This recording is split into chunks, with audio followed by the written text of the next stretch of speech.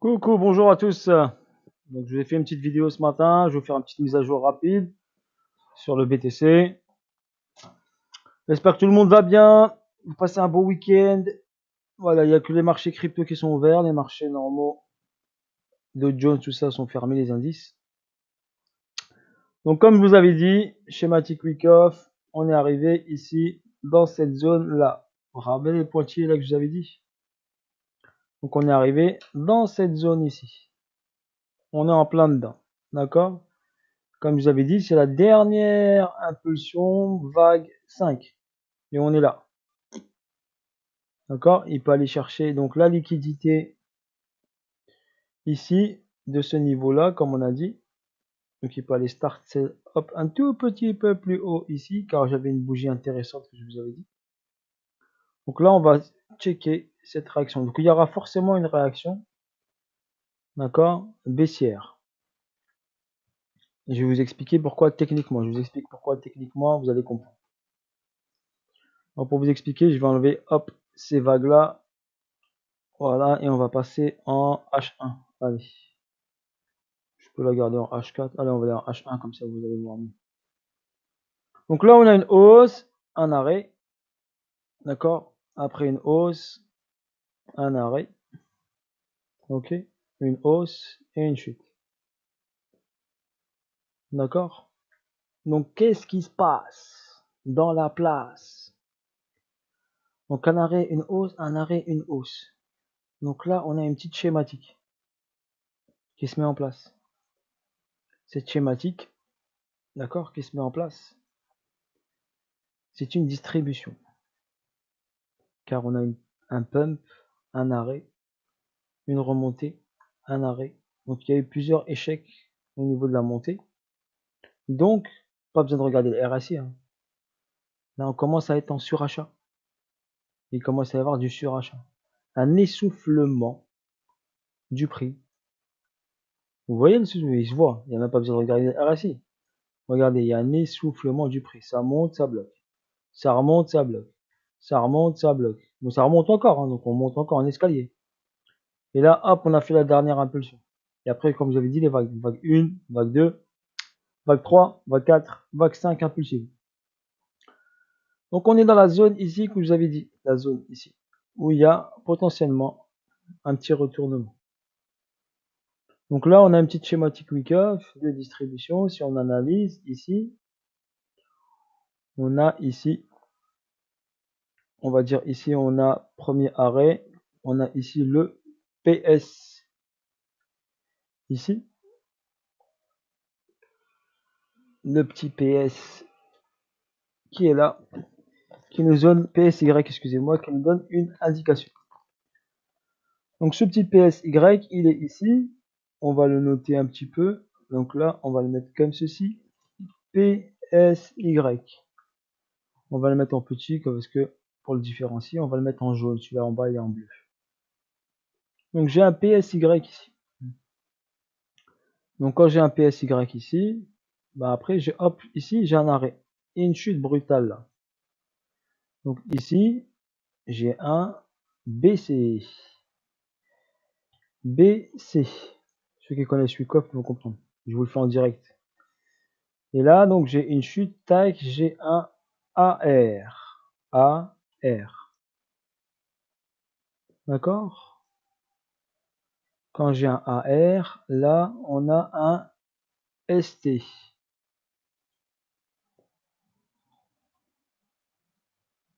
Donc, le ST, habituellement, ne dépasse pas le BC. D'accord? Quand c'est une distribution classique. D'accord? Mais là, il a dépassé. Donc, ça peut être un ST, un STUT. Donc, slash ST. ST/UT. Ça, je mets mes annotations, c'est mon brouillon. Je le fais avec vous pour vous montrer comment je travaille. D'accord? Ça peut être intéressant pour ceux qui sont passionnés, intéressés. Donc là, normalement, je dois avoir un SOW. Donc, je vais vous montrer. SOW. Donc, le SOW, c'est quoi le SOW? Donc, le prix doit nettoyer le niveau du AR ici. Vous voyez ce niveau du AR? Regardez, on va le tracer. Je vais vous mettre en pointillé ici. Vous voyez ce niveau-là, ici, hop, et on va le mettre en jaune. Donc ce niveau doit être nettoyé. Cela veut dire nettoyer. Je vais m'exprimer autrement pour que les gens puissent comprendre. Sinon, il n'y a que Mathilde qui va comprendre c'est quoi nettoyer. Donc cela veut dire que le prix doit revenir ici, aller chercher de la liquidité. Chercher de la liquidité ici. D'accord? Avant d'aller refaire un tout petit peu plus haut ici. D'accord? Donc il doit revenir prendre de la liquidité. Donc il va venir faire le saut. Donc vous allez voir une belle petite chute en direct. Donc les gens ils ont dit to the moon, ils sont tous prêts. To the moon, c'est parti. BTC 150 000 $. Alors moi je vous dis vous allez bien rigoler. Hein. Vous allez bien rigoler. Je m'avance un peu, vous avez vu. Hein. C'est peut-être moi, vous allez rigoler sur moi. Non mais moi je suis sûr de mon analyse. Donc quand je suis sûr de mon analyse, moi pour moi, je suis sûr de mon analyse. C'est mon analyse perso, bien sûr. Après, vous n'êtes pas obligé de suivre. Hein. Vous suivez qui vous voulez. Vous êtes conseillé par qui vous voulez. Mais votre meilleur conseiller, bah, c'est vous-même. C'est ni moi, ni les autres. Le meilleur conseiller, c'est vous-même. Car si vous êtes formé, c'est vous le meilleur conseiller. D'accord? C'est vous. Et seul vous. C'est ça que vous devez savoir. C'est juste vous. Le meilleur conseiller, c'est vous. C'est ni moi, ni les autres. D'accord? Moi, c'est mon analyse perso que je vous fais en live, en direct. C'est tout. Je vous partage mes idées à moi. Mais en aucun cas, je demande de me suivre. D'accord? Les yeux fermés. D'accord? Moi, je demande à personne de me suivre les yeux fermés. Moi, j'ai mon analyse. Je vois comment bouge le prix. J'ai mes zones. Et moi, pour moi, je vois ici le prix descendre ici sur le saut. Qui va venir chercher la liquidité du AR. Donc, il va venir descendre ici en dessous de ça. En plus, ici, j'ai un beau petit price delivery qui a été ici, hop, pour retester un peu. Donc, je vais aller me checker si j'ai pas une petite bougie intéressante qui m'intéresse, que je vais aller chercher en H4 s'il y a pas quelque chose d'intéressant. Donc, une petite bougie intéressante où le prix peut aller chercher un peu de liquidité. Bon, cette bougie-là m'intéresse, elle m'interpelle. Celle-ci qui est pas trop mal. Donc, ce niveau-là. Ce niveau qui est pas trop mal. Voilà, où le saut peut être allé chercher. Sinon, s'il ne descend pas aussi bas, bah, j'ai cette bougie là qui vient chercher l'argent. Ok, celle-là un peu basse. Moi, je vais la garder un petit peu. Sinon, j'ai ce niveau là. Parce qu'à mon avis, le saut, il va juste normalement descendre en dessous du AR. Donc, il peut s'arrêter. Il peut s'arrêter sur ce niveau là. Donc, ce niveau là, ici. Mais vu que le AR est là, donc ce mouvement a été déjà start. Regardez la mèche qui est là. Donc le AR, il est ici. Donc pour moi, le saut va s'effectuer. Donc il va enfoncer le AR, donc forcément il va rentrer dans cette zone-là.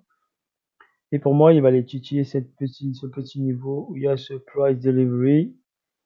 On va regarder si on a autre chose en M30. Est-ce que j'ai quelque chose en M30 sur ce niveau-là qui m'intéresse pour avoir plus de précision? Non, pour l'instant, ce niveau-là, bon, il est intéressant. Il y a une petite supply ici, une petite demande. En plus, on est dans la zone. Si on trace notre petite Fibonacci, on va aller en 4 heures.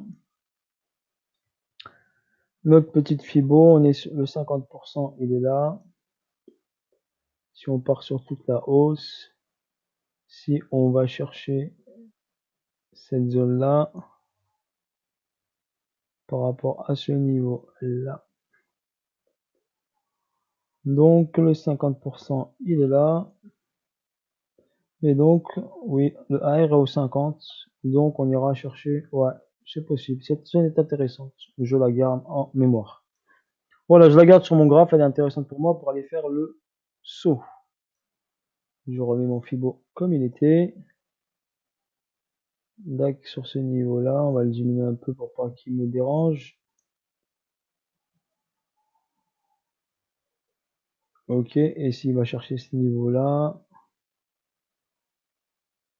50, on est pile poil, on revient sur les 50 daily. 50 daily, ok.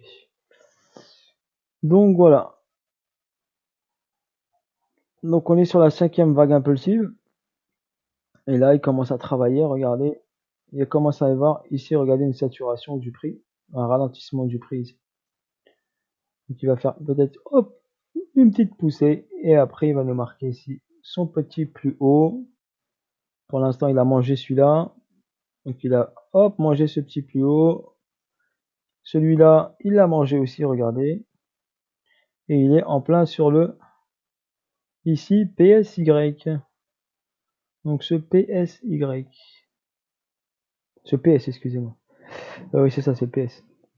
Il est sur ce PS. D'accord? J'avais marqué LPSY, mais il est là le LPSY. D'accord? Ça, c'est juste le PS. Donc, on va changer correction. Petite erreur de moi. Donc, ça, c'est un PS. PS en majuscule. Comme ça, je la fais avec vous. Voilà. Donc, il est sur ce niveau-là. D'accord? On a un PS ici, cloné, et un deuxième PS ici. Le PS veut dire, je vous explique c'est quoi le PS. Le PS veut dire que le prix a essayé de remonter, donc se retourner, on va dire. Mais a fail, donc il a échoué. Là, il a essayé de se retourner, mais il a fail. Là, il a essayé de se retourner, il a fail. Donc on a plusieurs. Et là, il a essayé de se retourner à plusieurs reprises sur ce niveau-là, et il a fail. Donc ça s'appelle des PS. Je vous simplifie l'explication. Vous pouvez trouver bien sûr la définition en anglais, bien sûr, du terme PS, et voir une description si vous cherchez Wyckoff. D'accord? Donc là, on est sur ça. Donc il a nettoyé. Donc il reste ici ce niveau peut-être à nettoyer. Donc prendre la liquidité ici de ce PS ici. Donc peut-être dépasser juste les pointillés que je vous ai montré là. Cette partie-là au-dessus. Peut-être aller chercher le petit rectangle là. Et avant de faire ici la petite descente. La petite descente. Ou bien il descend tout de suite. D'accord? Parce que moi, ma schématique, elle me donne quoi ma schématique? Je vous explique. Donc elle me donne quoi la schématique? Elle me donne à partir de ce point-là. Le prix va chuter, va aller start ici le saut. Comme ça, je vais vous montrer comment c'est piégeux. C'est très piégeux si vous n'êtes pas technique. Donc normalement, on va avoir ça. Donc cette descente là jusqu'à là. D'accord? Il faut que ça soit descendre en dessous du AR. Donc après, ça doit être là, là, là. Mais moi, je vois bien ce point-là. D'accord?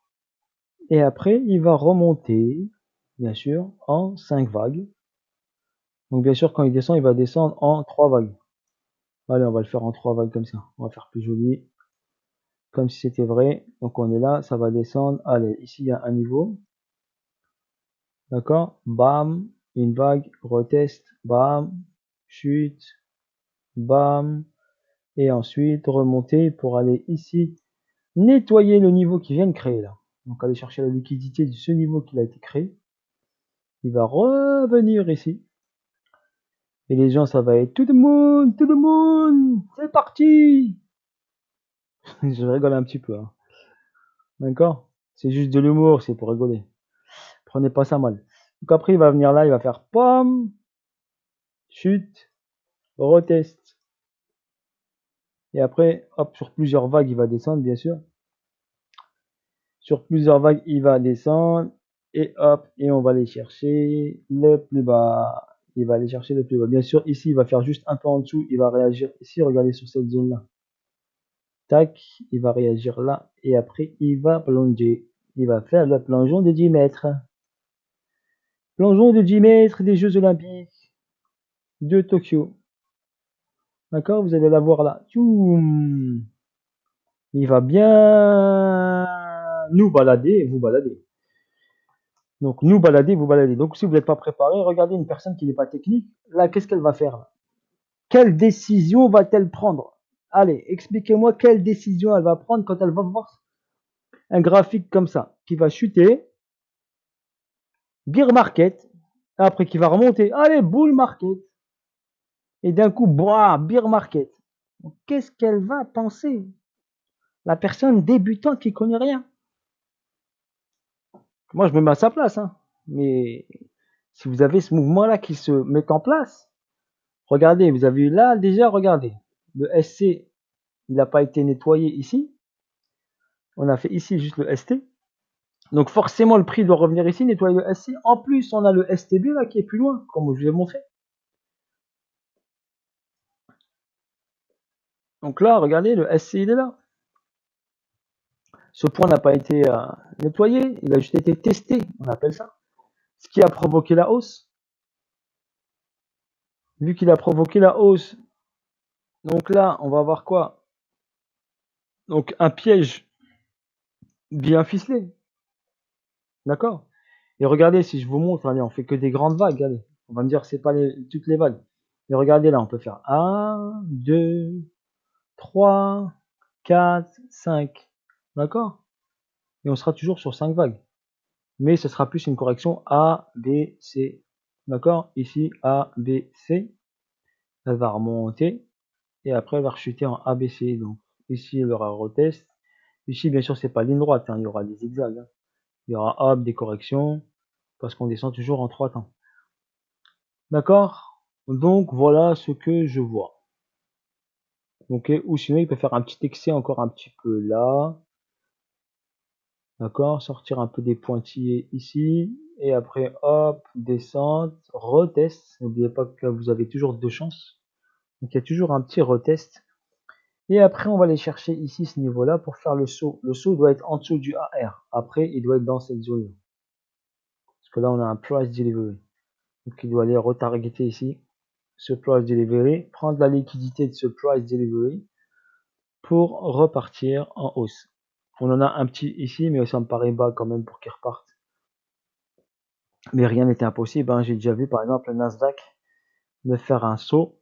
Au lieu qu'il soit juste là, ben, il est parti chercher là tout en bas. Donc tout est possible dans les marchés financiers.